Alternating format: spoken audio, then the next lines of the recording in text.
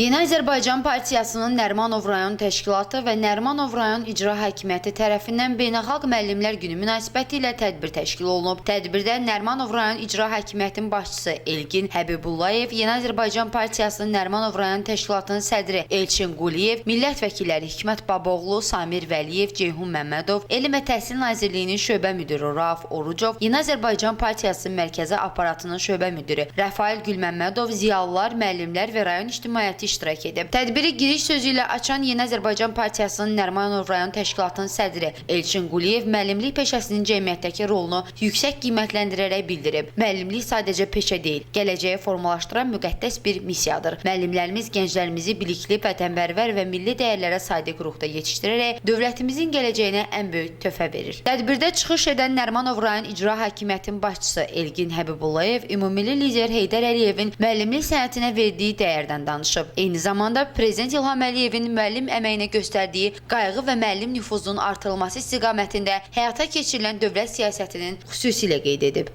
Tədbirdə Milli Məclisin deputatı, Yeni Azərbaycan Partiyasının İdarə Heyətinin üzvü Hikmət Baboğlu, millət vəkili Samir Vəliyev, məktəb lisey kompleksinin direktor müavini Gülər Rəsulova və digərləri çıxış edərək müəllimlərin əvəzsiz fəaliyyəti, onların gənc nəslin formalaşdırılmasında rolu və təhsil sahəsində dövlət tərəfindən göstərilən diqqəti xüsusi vurğulayıblar. Tədbir çərçivəsində təhsilin inkişafına töhfə verən bir sıra müəllimlər fəxri fərmanla təltif olunub. Sonda bədii proqram təqdim olunub və musiqi nömrələri tədbirə rəng qatıb. Günel Fərzəliyeva, Müqabil Bəbirxanov, Səs TV Xəbər.